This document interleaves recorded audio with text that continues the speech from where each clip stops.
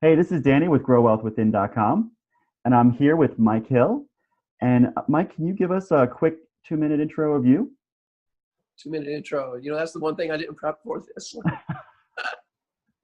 So I'm a military dependent, grew up in the military, went to high school, didn't go to college, straight to work after I got out of high school. And I'm a carpenter. Just basically, I was trained as a carpenter. So got that started 5 or 6 years into being a carpenter, decided to start my own business. So I went into entrepreneurship back in 1983. And then I've been in and out of business since then. And so for the past 5 years, 7 years, since 2004, oh my gosh, that's a long time now, isn't it? I have been an business owner. So for 15 years about. 15 years. I started in 2004 as a Nice. legitimate business owner and investor. Yes. Awesome. So and what kind of investing do you do now? Today, I do across the board in different companies, in different sections of the economy. We do investments in real estate, of course, because that's where I started, and that's where I have my broadest range of knowledge. And then we ventured into startup companies for tech. We do manufacturing. We do other companies that we invest in that are disruptive to their industries, so that we can make a good impact in our communities. Nice. So you invest in more than just real estate. You invest in businesses. In businesses. And what does that look like? Are you looking to basically take a business to the next level, or how does that work? Well, there's a lot of different models in that, because too many businesses today that are startups have their goals established for certain purposes. And so the ideology that we have behind our company as far as investment goes is that we have to provide a benefit to not only the company that we're investing in, but to our company and our investors in our groups. And we also have to add a value add to the communities. Oh, nice. Because without that, we feel like there's no sense in investing into somebody that's just arbitrary reason to go get rich. Right. We want to build wealth, and we want to build wealth in the communities, and we want to build up the values that we give society, to build those values that we give to society, not just to ourselves. Nice. So you're doing more than just investing. You're investing in your community and the world at large. Yeah. So when you ask the question, what does it look like? What it looks like is that we go to companies that have the potential to do a very large return on our investment based on their ability to disrupt their market. So we have several companies that will come to us and say, hey, look, we want to do this, and our goal on this is an IPO in 5 years, and we basically just want to make a crap load of money, and let's just move forward. So we don't really look at those very hard unless it's something that might align with our purposes. But very few of them do. So we kind of stay away from those. So what our investments do today is our investments are there to be equity investments, so that we have long-term participation in these companies, and that we actually have an impact on the communities they work in. And most of them are dealing with global impacts, especially in the energy and the technology fields. Awesome. As part of that investment, I'm just trying to specify, I guess, are you literally buying shares in the company? Are you lending money to the company? Like, how is your impact to that business look like? We've had the opportunity to do all of those, all the above. There's certain companies that want to do just a basic loan. So we'll do a short-term loan into their position, giving them the capability of moving into a new finance round or whatever their goals may be. So we do that. We don't really generally like that one, because we're not taking participation in an equity basis where we're actually helping our companies. Making a 15 or 18% return on money is good, but when you go into straight loaning, you're knocking that down considerably in a lot of cases. So what we'll do is we'll do a equity position is best for us, where we actually buy shares. But there's also the new position that's been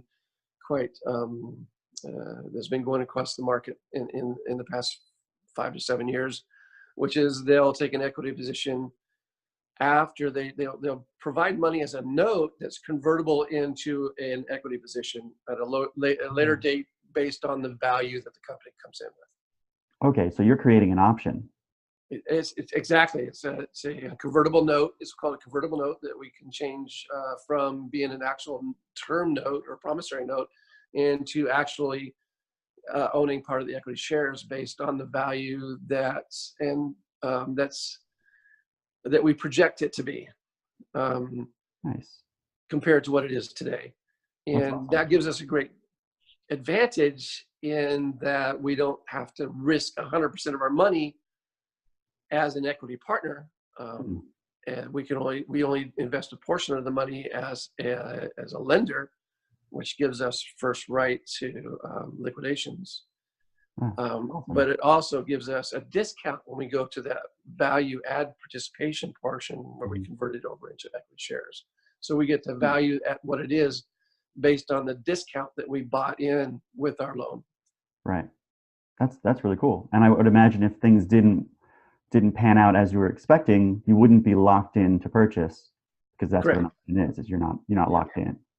You're not locked into anything. And in fact, there's so many within this whole program. There's so many ways out of this that, you know, it's beneficial to. It's more beneficial to the. You know, it's beneficial to both parties. The company doesn't lose equity position right off the bat. That can get diluted later on, and then somebody take them over on a forced takeover, an IPO, or into some kind of a buyout position.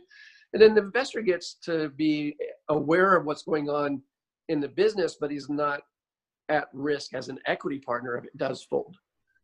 So any assets the company does have, when they go to liquidate it, they're the first to get paid off of it. So they're reduce their risk at the front end of this. Awesome. So how do you come across opportunities in this space? Is it all through your network? Are you in some special club? Like, how do you find them? You know, you're the special club, Danny. I'll tell you what. You know, I love what you do and how you project yourself into this kind of atmosphere. And that's the right question: is how do you get exposed to all these opportunities? And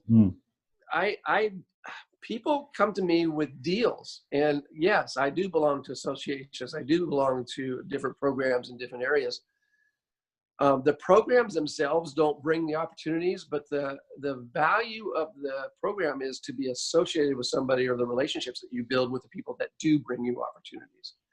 So it's always up to that investor, me, to build a relationship that will allow people to be comfortable enough with me to bring their opportunities to me. I think now that's a guess, because I get inundated with opportunities from a lot of different sources, and the biggest preventer of being able to participate in something is not being able to see it. Right. So you have to be able to see the opportunities when they're presented to you. And so many people put a lot of blinders on, or restrictions on, what they think an opportunity is. And so they don't listen and build a relationship to give that opportunity a chance to mature. So yeah, so they're basically, their programs in their head are running, and they're seeing what they want to see, which might be fear, like all the ways it could go wrong. So trust me, if you focus on just what could go wrong, you'd never get anything done. There's no end to that. Yeah. Never get anything done. So what, I mean, you've already said a little bit about it, but what does an opportunity look like to you? Like, something comes across your desk, you get an email or a phone call. Like, how do you determine that this opportunity is something you want to pursue? I personally have to evaluate it. And I think one of the big things that's in my breadbasket is that I do look at a lot of opportunities when people present them to me. I just got a call this last week from a realtor that I haven't heard from in, 4, maybe 5 years. And he called to reintroduce himself because he's been out of country because he had a lot of issues with his family. So he called to reintroduce himself to me, and he says, "Hey, Mike, now what are you looking for?" And I said, well, it's always the same opportunity. Yeah. So I'm looking for a chance to have a relationship with people that provide opportunities to what, so it doesn't matter what class of asset it has. I'm just looking for something that has an opportunity to grow, to mature, and provide the alignment that I have with my life, which is to help other people. I'm here to help other people through my experiences. So the opportunity that will look good to me is one that has a exponential return. Mm-hmm. Those are always the best. And on the investment or your cash on cash, that's one of the top indicators for me. It's not the ROI so much as it is the cash on cash. If I put, I don't want to go that deep into this drill, but we do want something that has a 5x return or better.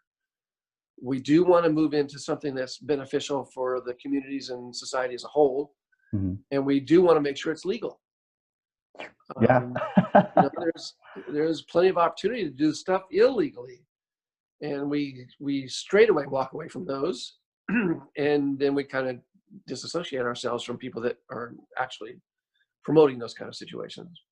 And it's kind of amazing how your value system will often repel people with the opposite value system and then attract people with the same value system. So quite consistently. Because once someone finds out that that's not what you're looking for, they're never going to bother you again. Yeah, they realize that there's nothing to gain from you, or I don't even know how to say that. Like, they realize that you're not a mark, I guess, right? Huge statement what you just said. That is such a big statement, because yes, they realize that you're not a mark. So they're not going to take advantage of you, and you're not going to let them take advantage of anyone in your network. That's correct. Yeah, that's huge. And that's something that I try to teach in my course, is that a lot of investing is having that integrity and surrounding yourself with people who have that integrity. So when you do something together, everyone wins. If one person doesn't win, you don't do it. That's fantastic. I just had that conversation with Paul.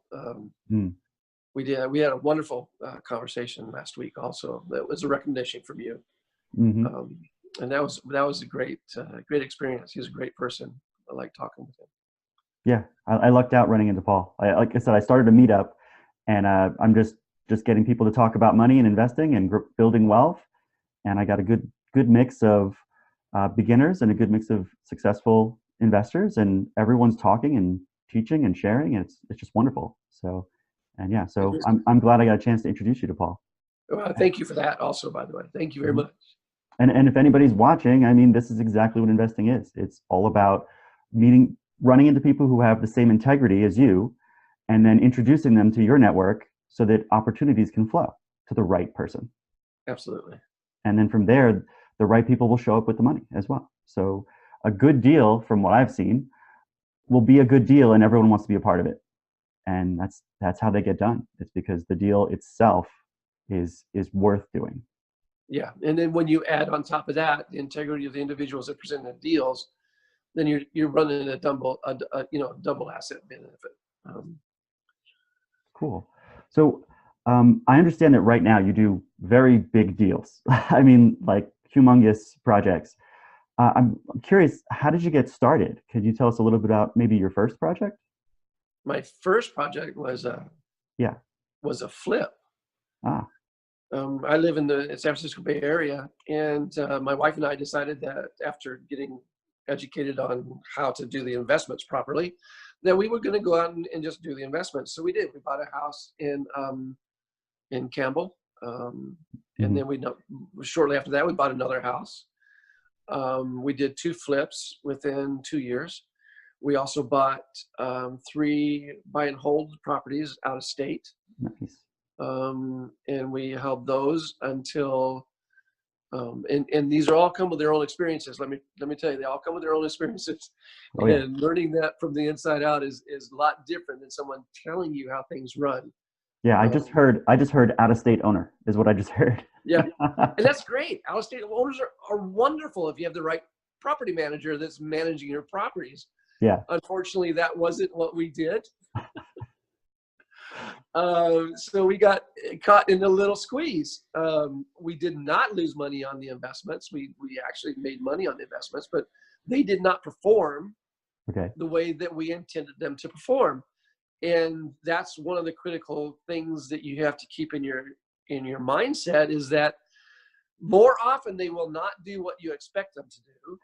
And you have to be aware of that and know that you may have to change things in the middle of things. And the better and faster you change those things, the higher your return is going to be off of that. Yeah. It's kind of funny. At some point, I feel like I started looking for problems, I guess. Like I go looking for something that I can solve now instead of letting it fester and solve it a year from now. So my first management company that I fired, I fired because they were so good that nothing ever went wrong. And oh, that's interesting. And so I would get my check every month and everything seemed great. And then I found out, actually, the tenants have been complaining about things that need to be fixed and stuff for months. And the management company has not only not fixed them, but not even told me, or not even made a request to spend money or whatever. And before long, I realized this place is starting to fall apart because the management company is just not listening to the things that need to be fixed. So they're not managing. Yeah. They're not managing. And so collecting. Our situation was similar to that. They were actually leasing to people they never did background or credit checks with. And so we had one of our houses that had probably 17 family members living in there. Oh, that's a lot of cousins and brothers and sisters. And they actually, this is a brand new house in this community, 4,500 square foot, and they remodeled it. Oh no. Oh. They did some tenant improvements in there that just totally destroyed anyway, but that was, that's some of the headaches that happen when you don't have the right management company managing those properties. And from what I found, every manager that I went through, it just meant that I had better interview questions for the next company. And I just slowly became more selective. And one of these days we'll be good at that. Yeah, you just have to go through it. There's no other way. It's kind of funny. Recommendations are good. That's true. But so many times recommendations come from people that actually really haven't built relationships with people. And so you have that little situation that, hey, let me recommend this guy over to you. And then you get that guy over there. And then you find out they're doing this because you have a little bit more knowledge or something. And then you go to the people that recommend him and says, do you know that he's what? Yeah. I had no idea. I thought he was doing everything well. I don't know. So. That's true. But you have to, the more you talk, the more you share, the more you're going to learn. And a lot of times when I recommend people or just introduce people, I usually make a mention of how I know them or how long I've known them. That's a good point. So that people realize, for example, I introduced you to an investor just last week. And when I did so, I in the email, I said how I knew you and how long I knew you. And I also did the same thing about Paul. And what that told you was, hey, I just met Paul. He seems awesome, but I just met Paul. And so you can read between the lines and say, oh, okay, well, I'm definitely going to feel this guy out a little bit because Danny may not know him very long, right? So yeah, it's amazing that relationship building is such a big part, and vetting is such a big part. Vetting is. I like how 3 months talking about vetting things. I like how this happens all the time when we're talking. You'll catch a word that I use and you'll just laugh, like you just smile really big and go, oh yeah, that's like a whole topic in itself. I just completed a blog paper and I'm writing a book. It's called, I'm thinking about titling this book, There's Too Much BS. How to cut the crap and get it done. Yeah. So I like it. In this, I was talking about vetting some individuals out, and one of my Facebook posts was recently an article that was written by a news article that was written about these investors, quote unquote investors, that went into a program presented by a real estate guru. And several hundred of them got together to do a class action suit against this individual because he did not perform what he promised. Mm-hmm. And so I go, okay, so there's a million things wrong with these statements. But if you didn't vet out that individual to understand what he knows about real estate before you went to his class, then how can you possibly think that he's the only person that's at risk or that's at fault here? Mm-hmm. And so I see Mm-hmm. right now we're doing, in the Bay Area, we have probably 6 different gurus coming in here, including Robert Kiyosaki and another one that's coming in who's on the same scale as Robert Kiyosaki, who's doing real estate programs. And what I want to tell people is this: vet the program out. Make sure that the people that they have teaching this program have actually done the things that they're talking about. Yeah. Because 90% of them haven't. And they're just people that have been trained to educate. And if you haven't gone through these experiences and done the work and footwork and all the stuff that comes with it, the homework, the due diligence, all that kind of stuff, Mm-hmm. learning from somebody who's never done it is like, yeah. And I've found it. I mean, you run into them in every city, right? We have them here in Vegas as well. There's meetups with people who basically all they do is, I have to say, they sell. They're good at sales, and they're good at, like you said, training, and they're happy to sell you on the next training course, but they've never done it, and they have zero experience doing the thing that they're teaching, but they're good at selling it. Yeah, well, that's one of the things about my book that's coming out. I want to expose all this stuff because when we were previously talking about the being legal, business that is legal, there's a fine line between that con artist providing services on a legal platform as opposed to someone who's just a straight out con artist who's going to steal all your money, and he's going to steal your money. Because there are so many platforms out there today that do these seminar programs that have absolutely no value return. And in fact, most people don't even get the money back that they paid for these programs. It's very, very hard to recover that. And it's simply because they didn't vet these people out. They didn't really understand what they were giving people or the education.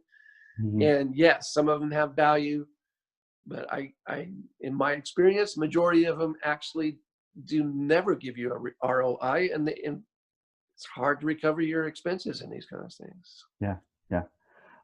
Actually, here's a question. What's a question or two you might ask someone to vet them? What in the circumstances that I've been put in recently, I don't ask that person the question because they're very good at being self-proclaiming experts. So I ask the people that have been in the program, what did you get out of it? Is there any benefit from you? Did you get a return on your investment? Have you recovered the money that it cost you to do this program? That's the main question. Did you, over your experience, recover the amount of money that you spent on this program? And were you happy with it? Were you satisfied?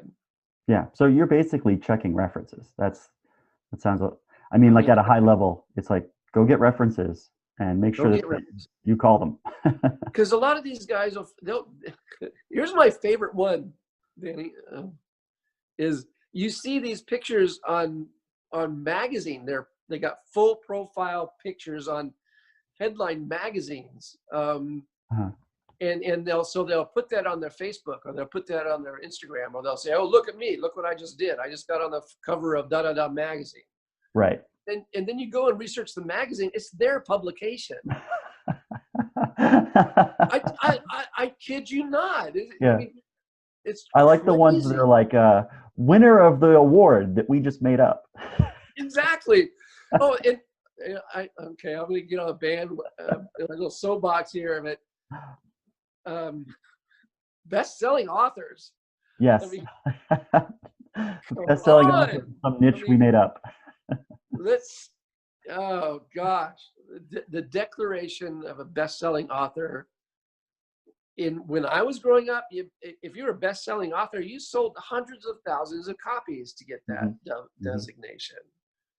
And now you can get that designation by following a program and doing it for 5 days. You can get the best-selling author, #1 best-selling author designation from a variety of different resources, and all you've sold is 3 copies.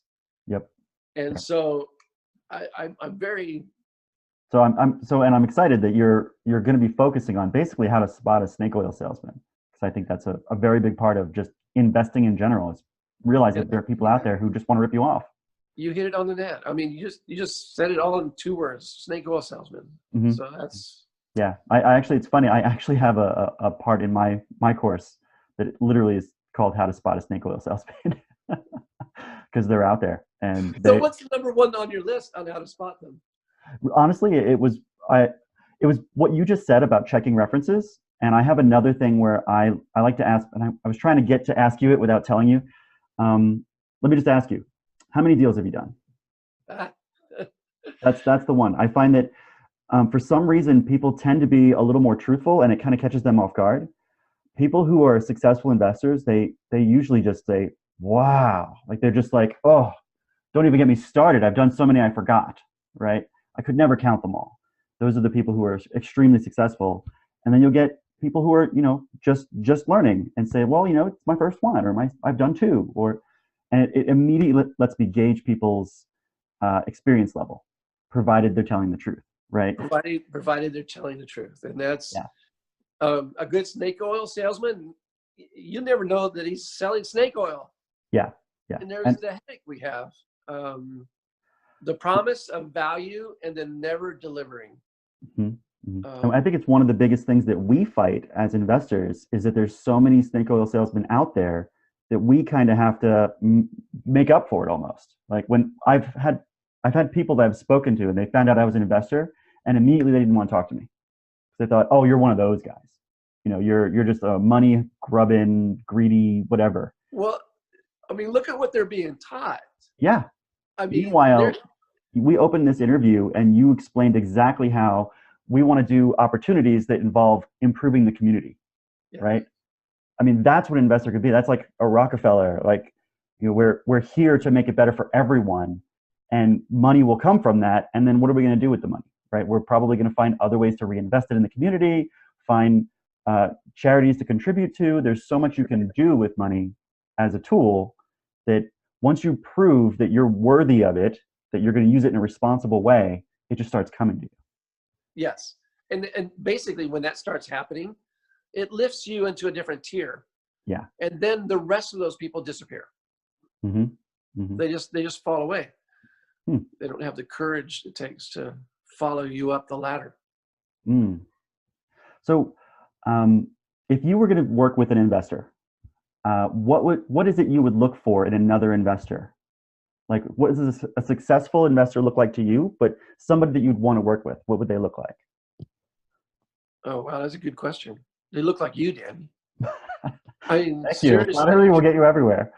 Well, I mean, you're the kind of people that we want to be associated with, want to build relationships with, that we want to be known as compadres of. Because you're an investor, and because you are doing the investments. What I run across is walking into a REI club or whatever, and we'll find, let's say we have 30, 35 people there, which is usually a pretty good size REI. And they all just got out of the guru class, and they all have little business cards printed on little thingamajigs that says we're investors. Yeah. And they've never done a deal, or they've only done 1 deal and failed miserably at it, or they've done 2 deals and they did really well with that. But that's equally dangerous. They're not investors. Yeah. They're just not investors yet. And what's funny is I feel like there's no shame in saying I'm learning. But for some reason, there isn't. A lot of people get the advice to just, I guess, fake it till you make it or something. In fact, I got exactly what you just described. I got that advice from one of the classes I went to, where it's like, no, you're an investor now. Call yourself an investor. Put on your business card. And in reality, like, no, I'm a beginner, and I'm happy to be learning. And as long as I'm honest with that, then people approach me with that understanding. And Yes. then so I got approached by investors who want to do deals, but they also understand that, okay, well, this guy hasn't done very many, so we're going to kind of throw in a little extra things along the way, like, hey, did you realize you should probably ask these questions of your management company? Like, Yeah. just little mentory things start to come out because I'm willing to admit, just be humble, say like, I'm just learning at this point. So, and even now, I mean, I've done 20 deals, and Yeah. 15 to 20 were mobile homes, and then I've done 5 units of rentals, and I've done a couple of flips, and I've done some note investing as well. And so that's where I am right now. And I'm looking for more. I'm looking for the next thing. But Yeah. I mean, why wouldn't you just tell people this is what I've done and this is where I want to go, right? Like, why would you say? Absolutely. You need to tell them that. Otherwise, they're going to look at you like, because they're going to find out. Yeah, It's easy. yeah. There's only one question that's going to reveal you. What's that? And it doesn't matter what that question is. It's just that question that someone's going to Ah, ask you is going to reveal who you are. right. For you, it's how many deals have you done? For somebody else, it's, how much money you got in the game. Mm. What's your cost? I mean, Yeah. what's your scheduled ROI? What's your exit strategy? I mean, Mhm. how many deals people brought to me and said, so the first thing I asked them, what's your exit strategy? They go, what? To make money. I said, no, how are you going to do that? How are you going to actually make the money from this? And they Oh go, man. because you're going to invest in this. I'm not investing in anything. You're the one. And then there's the other side of the coin that says the investor that you're working with has skin in the game. How can you be an investor? I'm sorry. I get excited about these kind of things. It makes me crazy. Um, how can you be an investor if none of your money is in the deal at risk? Yeah. That's Yeah. not an investor. Hmm. That's somebody that arbitrates deals to other people, and there's a business in that. I love those kind of people because I deal with a lot of them, Hmm. and I'm good paying them reference fees or hold fees or wholesale fees. That's their job. Pay them. Yeah. Yeah. But don't tell me you're an investor if all you're doing is wholesaling deals, because that's not an investor.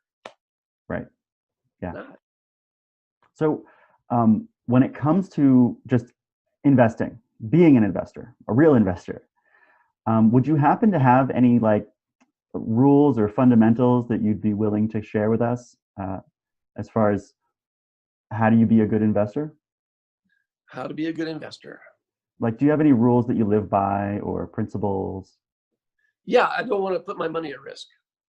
Okay. And And if I am putting my money at risk, I want to minimize my risk. mm, And what is that investment giving me the opportunity to do? And more importantly, how is that investment giving me the resources that I need to discern whether that money is at a higher risk or lower risk? mm, So cool. it's all about risk mitigation. Investment is I was just talking to somebody and I forgot who it was. I apologize. But I was letting them know that basically, well, we were just talking about it a little bit, the convertible note business. Hmm. Um, if I have a high risk company, I'm going to do a convertible note. If I have a low risk company, I want to be an equity partner in it. Mm, okay, that makes Does that sense. make So sense? you're using the right tool for the job, basically. I absolutely get the right tool for the right job. And then, as far as I look for personally in our companies, we look for the benefit to everybody. Hmm. We don't look for something that's going to make a lot of money and leave a lot of people crying, Right. Yeah, because that always or comes back. Like, put money on or put people on the streets. Or we're going to, what yeah. we do is we love disruptive technologies. We love real estate. And if it's okay, can I give you a little bit of information about real estate investing? Sure. Because people do it absolutely backwards today. Okay. The investment, real property really doesn't have an investment return until you own something that gives you a monthly income. So cash flow. substantial monthly income, not just rents from an apartment building. Apartment buildings are great. If you've got 100 units and you have a monthly mortgage on those 100 units that's somewhere around $500,000, but on the 100 unit, you're making $500,000 a month or $750,000 a month, that's an investment.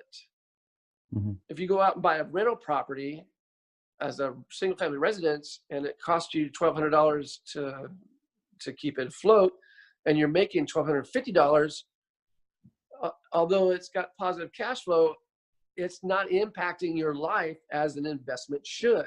Right. Basically, you're getting way less money than you could by putting it in the stock market. Yep. On a mutual fund. And so where's the return on that? We have to measure the return against the risk, and the rewards usually in big properties are built later on. You can't invest in a hotel right off the bat. Mm-hmm. Hotels are great investments. They're great money makers. Corporate offices, Class A office buildings, Class B office, industrial buildings, where you're getting a huge amount of money that's being paid, and you want to make sure that you're getting that income through it. Now, what I see is a lot of people trying to build up real estate resources to provide that for them when it's the least efficient and the least effective. Mm. So the most effective, the most efficient is building a business that can build cash flow that will give you a chunk of change within 5 to 6 year period to invest in real property. Mm. So, I mean, it's the difference between going and buying a $300,000 house and making $250 a year off of that. When you're starting out, build that money up. And then, am I saying this well, or am I missing? Yeah, I'm going to try to summarize a little bit. Yeah, thanks. You're talking about different types of ROI with different types of investments, and you're shooting for something with a very impactful ROI. We're going to get your money out faster. And it sounds like you're looking to really lower risk by understanding the deal before you even get into it, and understanding how you're going to get your money back before you get into it, and positioning yourself to go for the things with the higher return on investment. And a feeling that I get from exactly that is when I have money sitting in like a savings account, I feel like it's just wasted. It's sitting there making maybe a fraction of a percent. Yeah. And I look at it and it pains me. Yeah. Because I know that it could be in any other investment and have a higher return, but it's also liquid, right? So yeah. Like, it's nice to have this liquid. I wish it was making more of a return. And then when I do find a better return, I move it over there. And then you're just constantly looking to do that. You're looking at your portfolio, finding the thing with the lowest return so you can reposition it. Am I close? Well, it's a tool. Money is a tool, right? Yes. Yes. If it's not being used, if it's sitting in the toolbox, yep. It's not accomplishing anything. And I see so many people that do that. Yeah. And they don't know how to use the money. And that's one of the things I think that we should encourage people to do is, how do you use this tool that's been made available to you, and what's the best way to compound that tool or make it grow? And I think it's funny that I find that there's just a lot of marketing out there to get people to save money. And once you understand how money can be used, yeah, saving money is a great step in the process. But for that to be your ultimate goal, it's kind of almost terrifying. You're just going to put it aside and let it go to waste. That's wow. Not good. Cool. So what's next for you now that you've done a lot and you've come very far. So I'm just curious, where you plan on going next?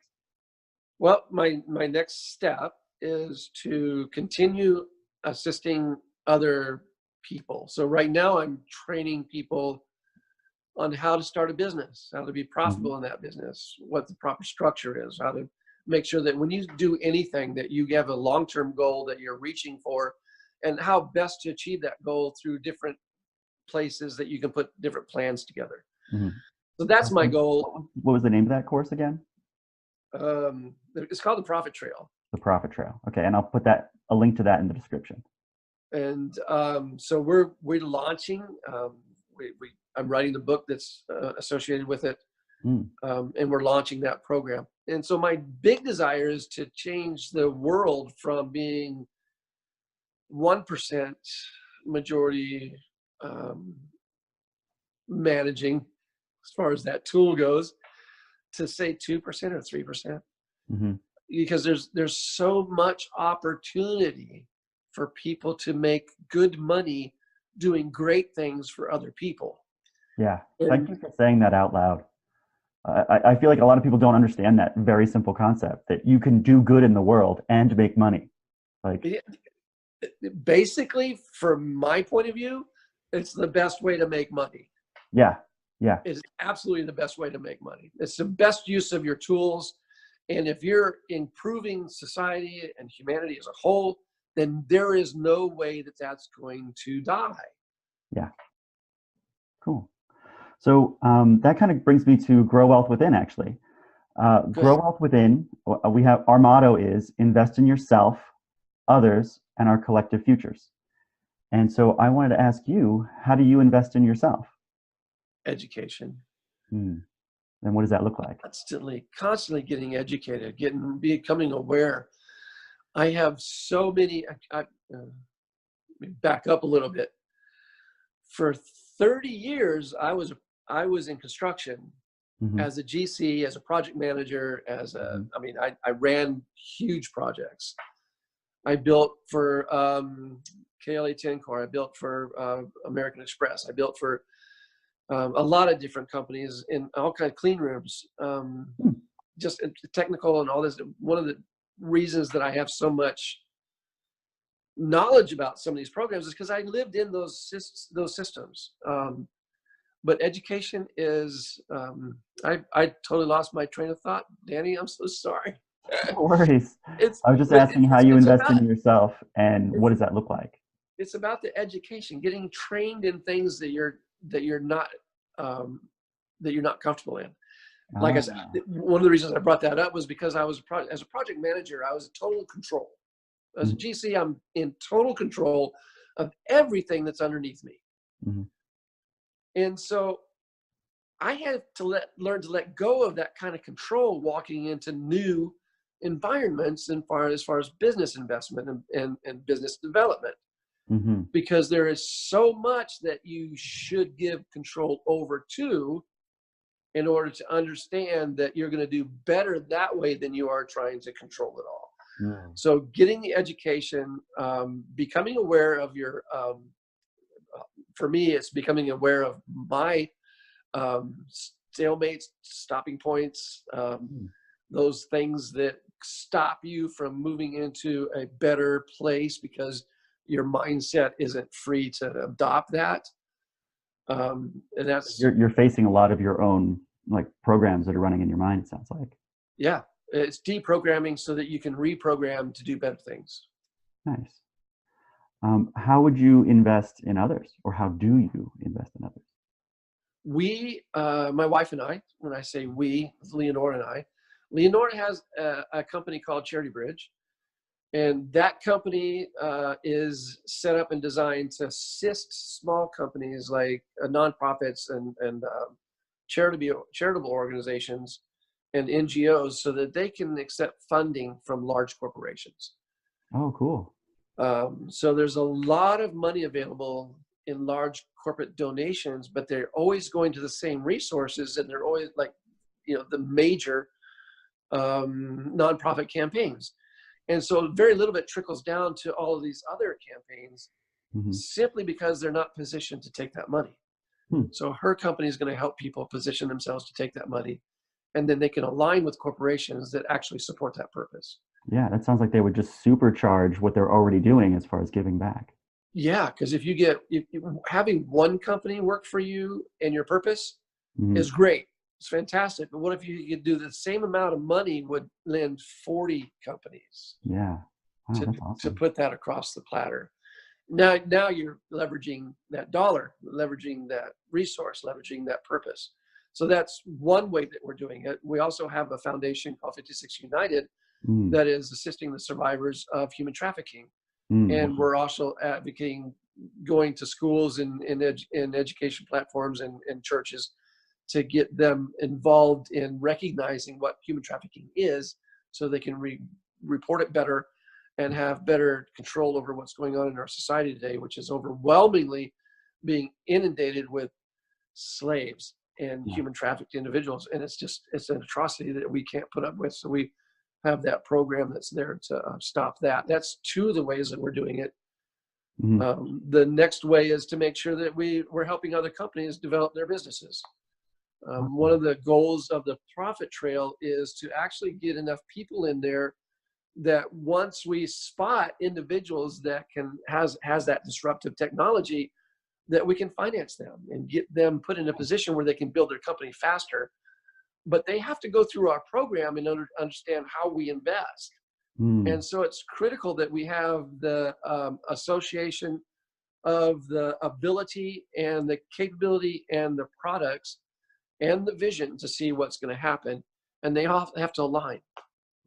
That's awesome. So you're educating people for their benefit, but also in the hopes that they will align with your integrity and your values and work with you in the future, so you can actually do things together. Absolutely. I mean, that's incredible. Our goal. I'm sorry. What I love about that is that we had that whole discussion earlier about oil salesmen. And I want people who are watching this to realize this is the opposite. Like this, you can find this and it's what my business is doing as well. Grow Wealth Within is filling a void in my market where I was having trouble finding investors with integrity to invest with. And I thought, well, why don't I just train them? And then the people who rise to the top, we could do big things together. And so I'm not trying to separate people from their money through training. I'm trying to grow them and align with them to do bigger things. It sounds like it's just what you're doing. Oh, absolutely. You know, if I can create the next 5 years, our goal is to create 100 companies that we will be partners with, that will impact society on a global scale. Awesome. And that is not very many. When you think about the amount of companies that are started every single year in the United States alone, and you look at the progress they're making, and you look and you realize that after 5 years, there's only 3% of these companies that are left actually performing.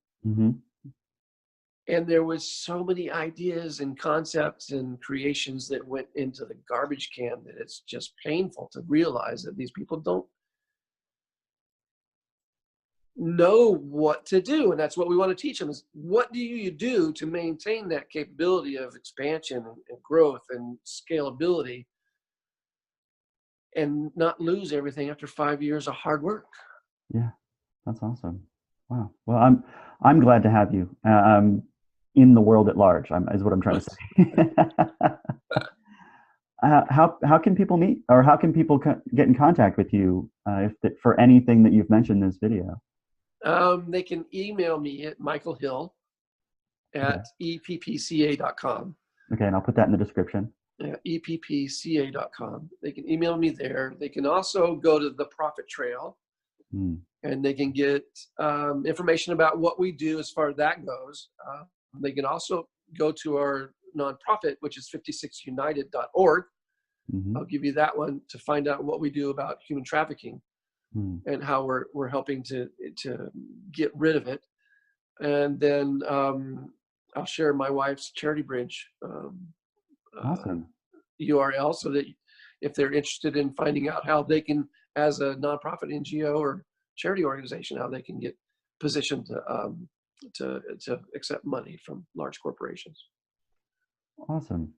Well, it's been absolutely wonderful to have you on the show today. And I'm wondering if maybe I could have you back sometime to do like follow-up interview, maybe do a case study or something like that. Absolutely. I'd be happy to do that. Awesome. Well, thank you so much, Michael, and I'll see you next time. Thanks, Danny. You enjoy your day, okay? Thank you very much. You too.